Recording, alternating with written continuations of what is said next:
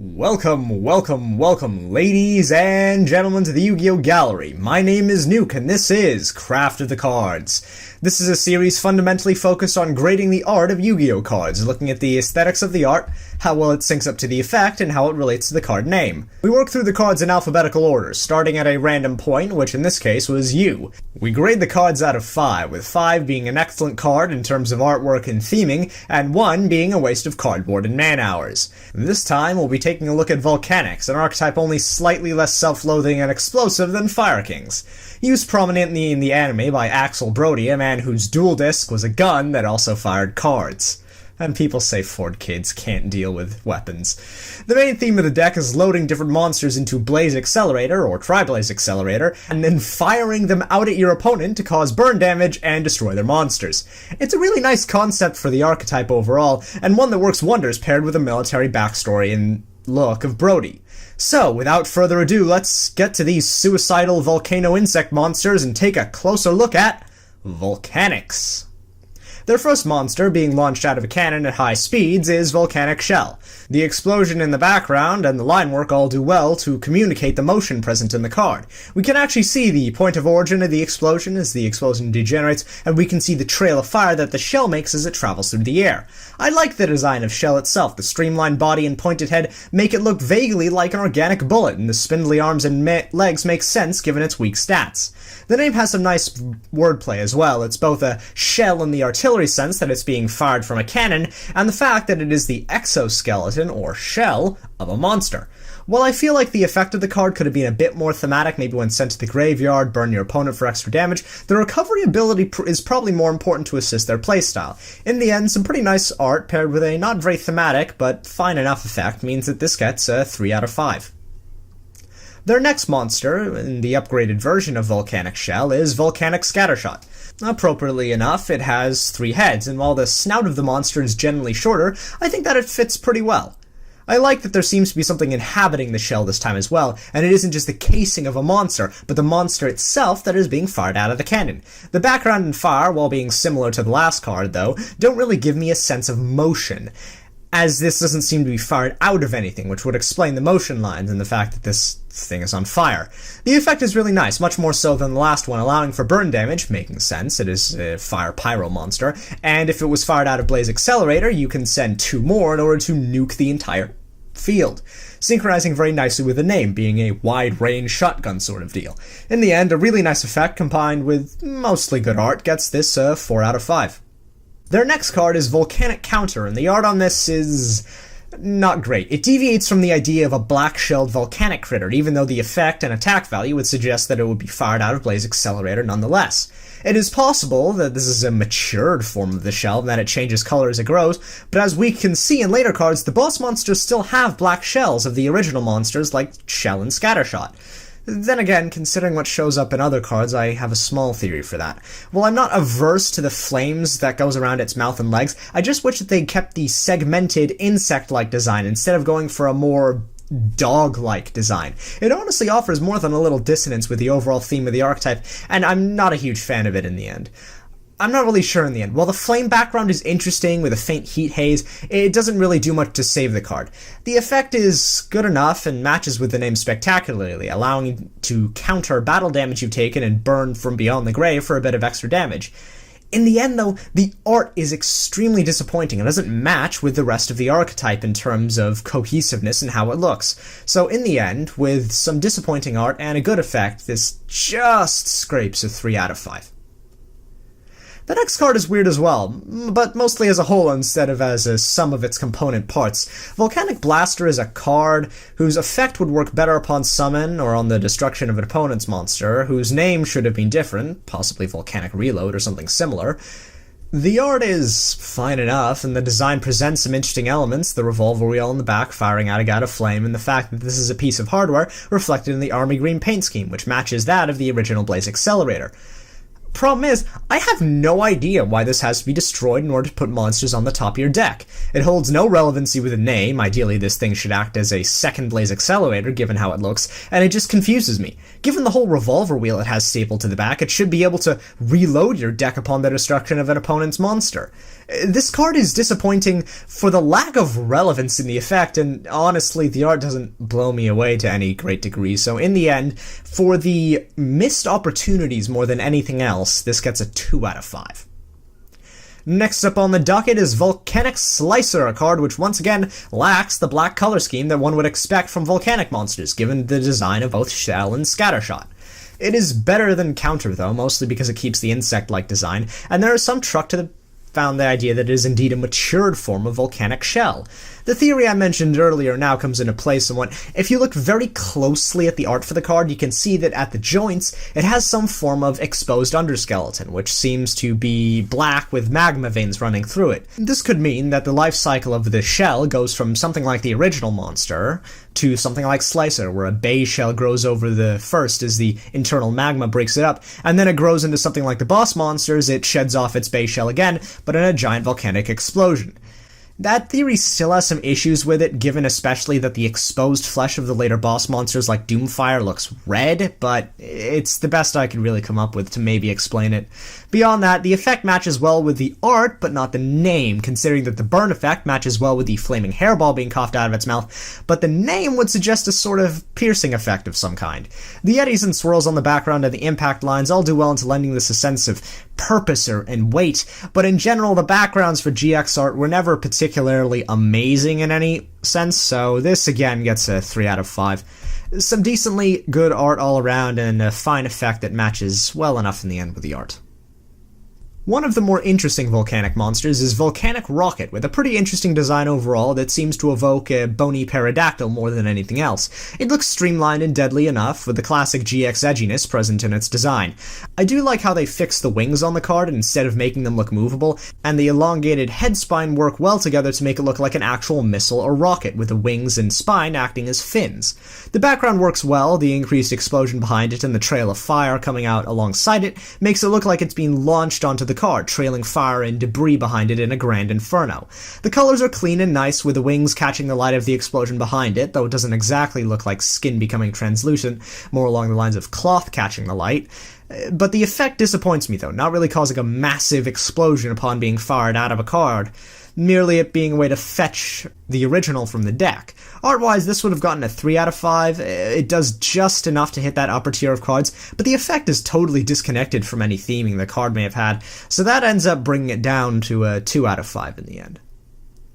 Volcanic Hammer is a card which looks cool, and has a really nice effect. I love the upfront aggressiveness of the art, the arms pulled back and the chest thrust forward. The design is nice, reminding me more of a mid-stage Pokemon than anything else. This makes sense given the fact that it seems to be a juvenile version of Volcanic Doomfire.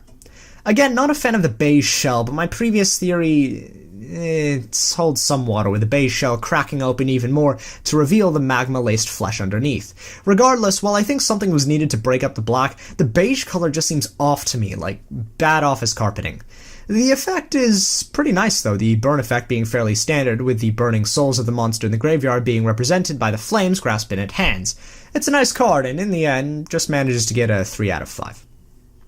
Moving on to the set of boss monsters, in the anime being representation of Mr. Edgyman's parents, we have Volcanic Doomfire. Why it isn't called Volcanic King, I have no idea, but I suppose Doomfire works better with the effect and also happens to make it sound like a cheesy 80s villain, representing good old Daddy Dearest, and I think Daddy's been hitting the hot sauce a bit too much because he looks angry.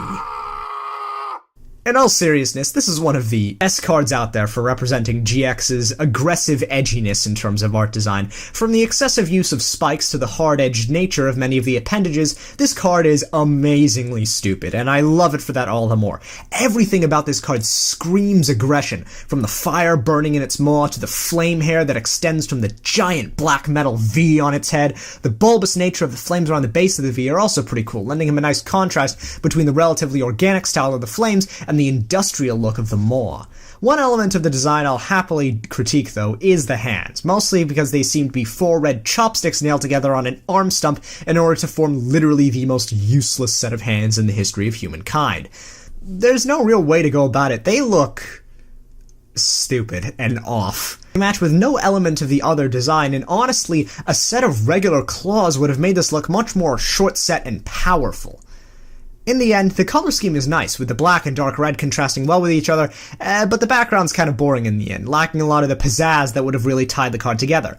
The effect is perfection, though, making all monsters attack it, and if it destroys a monster by battle, dropping a big fat field nuke on your opponent and burning for each monster destroyed. It requires the sacrifice of Blaze Accelerator to be summoned, as is a pretty interesting thematically for it, showing the abandonment of the more cautious reserve style of firing off monsters, and just going for raw power and brute destruction in its place. Despite some unfortunate design elements with the hands, this gets a 4 out of 5 overall, representing quite handily the fun that can be had when examining the design of the GX era and the hilariously aggressive nature that the cards usually had. Apparently, Mommy's pretty damn angry as well, with the next card, Volcanic Queen, being an absolute monster of a card. The design on this card, barring one element, is absolutely amazing, with the alternating bands of fire and rock and the presence of a small woman in the flames above her head, representing the fact that it does technically represent his mother. While I'm slightly annoyed that it doesn't also appear for his father, it might due to the fact that in his anime, Axel had to choose at one point between trying to save his mother or his father and leaving the other to burn to death in a jeep. While his dad woke up and got the both out, he knows in his heart that he would have chosen his father and had to live with that guilt almost continuously. And people say GX wasn't a dark show. While his dad eventually got them out, I do like the idea that the woman represents his trauma over the issue, and that reflects itself on the fact that it always summons itself to the opponent's side of the field, constantly confronting himself directly with the choice that he would have made, his mother burning up continuously in the flames in front of him. The design is, as I said before, very good, though I do take small issue with the fact that the face of the monster is what I like to call GX face when it comes to Dragon, them seeming to really like this particular template, the sharp and elongated faces with the protruding cheek spikes. It's a little derivative, so I'll knock it down a peg for that, but the rest is very good, with the coils winding their way around the card giving the appearance of stored power waiting a strike. Another small issue I'll take with the design is that the top of the card, as the effect of the alternating black and red, while really cool on its own, end up making it look a little blobby as it coils around itself. The background is better than Doomfire, actually having meteors flying out of the back, but since the card is so massive and takes up so much of the available space, it doesn't really end up showing up too much in the end. The effect works nice and dandy, having a burn effect, sacrificing one of your monsters in order to do so, fitting with the playstyle of the deck. In the end, another 4 out of 5. While close to a 5 out of 5, the design has enough issues that I'm not willing to give it that final grade. The thematic underpinnings of the card are excellent though, and I think with a bit more work it would have been a shoo-in for the highest ranking. Moving on to the spell cards, we'll start off with a card that makes the deck go, Blaze Accelerator. This card allows you to fire off monsters with 500 attack or less in order to blow up monsters on your opponent's side of the field. This works overall, the effect is nicely thematic and the art is pretty cool as well, even if there are things that could be improved. The army green color scheme is nice, and I like the volcanic shell seeming to swim in the air in the background. It gives a lot more presence overall. The spider-like legs and the blocky green design give it an interesting contrast to the more insect-like appearance that the Volcanics generally go for. But I think that it generally works, given how they wanted to characterize Brody in the show, giving him a destructive playstyle that generally matched with his regimented and army-like lifestyle. The background is good as well. I like the appearance of the fire in the background, making it seem much more dynamic than the other cards, even if the wider scope of the cards it's fairly standard. The green stripe under the barrel of the gun isn't that great all things considered, doesn't really match with the rest of the color scheme, but that is a really minor element at this point, so it doesn't impact my final decision too much. In the end, I can't give it more than a 3 out of 5. It's a good effect and some competent artwork, but it doesn't really do anything which makes me think, oh, that's really super cool, or anything else about the card that otherwise would behoove me to give it a higher grade. The upgraded version of this card is Blaze Accelerator.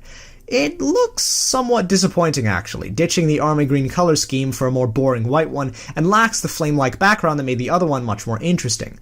The design of the card in and of itself is quite good though, as it does look like a more powerful version of Blaze Accelerator. The thicker legs along with the triple barrels reflecting its name, along with the red outline of the missiles, all make it seem much more explosive than the previous card. One thing is that instead of firing volcanic shells from the gun, it is instead firing the upgraded version of Volcanic Scattershot, which once again is a nice touch, showing that this is indeed the more upgraded version of the card. So, apart from the color scheme design-wise, it's conceptually very well done. The angle that this is viewed from also is very nice and helps to lend to the air of intimidation that I don't think the original had. While both are drawn from a lower perspective, Blaze Accelerator looms more and takes much more of the card space, making it seem much more imposing. The effect nicely reflects its upgraded nature, removing the restriction previously for 500 attack or lower, and not only destroying monsters on the field, but inflicting burn damage to your opponent, making sense because it's an upgraded version, switching from firing shells to massive fuck-off missiles. It gets a 4 out of 5. Good thematic underpinnings help to anchor a design that could have been colored better, but is otherwise very well designed. Wildfire is so out of place, I would honestly wonder if it was in the same archetype if not for the effect text. Text-wise, it makes some small amount of sense, allowing for the destruction of the entire field if you sacrifice the Blaze Accelerator, perhaps representing a misfire or jam of some sort. But why does it summon a Wildfire token, and why the hell does it look like a dragon rather than one of the volcanic monsters? It doesn't make any sense, and honestly breaks wildly from the theming of the archetype as a whole. The art suffers a lot from this, not because it's incompetently drawn, but because it deviates so wildly from the rest of the archetype in terms of how it looks. In the end, it gets a 2 out of 5. Not bad to look at, but wildly divergent in terms of themes to the point where I can't really consider it part of the same archetype. Their first trap is Volcanic Recharge, and honestly, it's kind of a nothing burger of a card. I like the green and white coloration, it matches with the color scheme of Blaze Accelerator. The blocky, extractor-like design works fairly well for it and matches the military aesthetic of the rest of the non-organic monsters. The effect works very well, extracting volcanic monsters from the graveyard in order to funnel them back into the deck. In the end, though, this card is just fairly boring. There's not much really going on in it, doesn't really seem to have a huge amount to do with the rest of it, despite it maybe extracting magma and volcanic monsters from the depths of the earth in order to fuel the firing of the Blaze Accelerator monsters, but in the end, it's just kind of boring, and ends up getting a 3 out of 5 for that. Once again, it just fails to introduce any particularly interesting elements to the design overall that would make me give it a higher score. Blaze Accelerator Reload is their last card, and honestly, it's fine. I like the rear view we get on the card, and the wriggling shells we get seeing loaded into the back, and the impact lines in the grey background all help to emphasize the central element, being Blaze Accelerator. I also like the air apparently spewing out of the vents in the back. It gives a sense of winding down after a barrage, and I especially like the bronzing around the vents of the card as well. It helps to break up the edges of the white and give some nice highlights to the card as a whole, along with the red. The effect is decent as well, its name becoming Blaze Accelerator when on the field, which makes sense, allowing you to send a volcanic card from your hand or field in order to reload from your deck. Once in the grave, you can also use it to foolish a card from deck to grave, which doesn't really make a lot of sense thematically in the end, which is rather unfortunate. I would have liked to see an ability maybe where you could banish monsters from the grave in order to add ones from the deck to the hand, or maybe discard a number of cards in order to recycle from the graveyard to add with the themes of reloading, but that would actually probably be even more overpowered than this card somewhat was, so I can see why they wouldn't. In the end, it also gets a 3 out of 5. It's decent enough artwork with a thematic, but not overly amazing effect. And that about wraps up the Volcanics in the end. They're a fairly standard archetype in general, nothing really standing out aside from the disappointing way they colored their mid-tier monsters. The designs are generally good, reveling in the edginess that the GX era loves so much, but you can see the difference in art style with the release of cards like Blaze Accelerator, being much more cartoony than the more army green design of cards like the original. While I would have liked to see them maintain the aesthetic of the artwork over time, by the new Challengers era, the aesthetic of Yu-Gi-Oh! Had changed once again, so I can see why they wouldn't really want to make that too much of a throwback.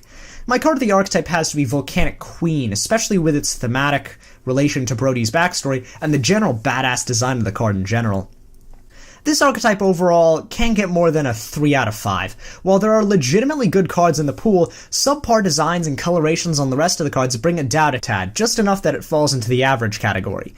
In the end, this is an artwork, while having some interesting concepts, failed to really capitalize on them and create something that would have been pretty awesome. I would love to see them receive more support in the future, and for them to continue the design of the monsters along a more insect-like appearance, which I thought was the most interesting elements of their original art.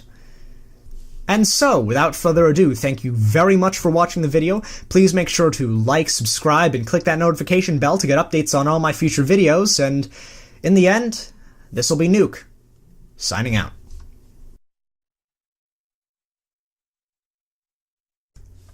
Alright, ladies and gentlemen, just before you go, guess who has 2 thumbs and messed up? This guy! Turns out, Volcanic Rat is a part of this archetype. It was released in the same set, and Axel Brody used it in the anime, so I have no excuse really for managing to miss it, except for the fact that art-wise, this looks nothing like the rest of the archetype, and I honestly thought it had been released much earlier, especially given the generally terrible quality of the background design. So, without further ado, let's get on into an evisceration of this cute little thing. It's a normal monster. The text reading, "This mutated mouse dwells in the core of active volcanoes. No amount of heat is too much for it to bear." Right, so this seems to have some connection. Maybe it might turn into Shell in the future if the mutations continue and the rock-like design along its back continues to grow and take it over, but I doubt that'll happen. I don't see any connection between this and the rest of the archetype. The rest of the archetype tended to be more insect-like and chitinous, but this is a mammal. One who's apparently eating a block of volcanic rock made to look like cheese and breathing out a little wisp of flame. I admit it's very cute. I do like the tufted ears it has, and I like the highlighting around its eyes with the golden flame, but this has nothing to do with the rest of the archetype at all. So in the end, I'm going to give this a 2 out of 5. It's not a 1 out of 5 because the art is objectively quite cute. However, this has no relation to the rest of the archetype or its themes whatsoever, and the only thing I can maybe give it is that it technically can be fired out of Blaze Accelerator. In the end, not a fan of it at all, so yeah, 2 out of 5. Doesn't change the final rating in the end, though the rest of the archetype's mostly fine. This is just a weird aberration.